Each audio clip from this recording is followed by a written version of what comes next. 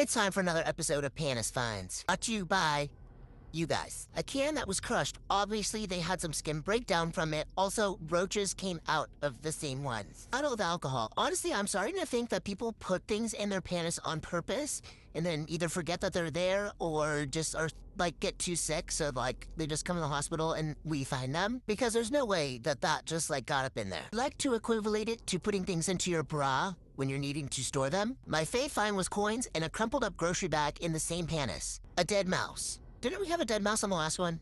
In the ER, dead kitten. Okay, what is up with all the dead animals? Found a pickled sausage still in the wrapper under it, and also had Lay's potato chips, candy, and Cheetos in their pockets. Tuna salad sandwich and maggots. Honestly, I think I'd be more alarmed at the tuna sandwich because I think the smell, depending on how long it had been there, would be bugs and lots of fungus. Dentures. Vape.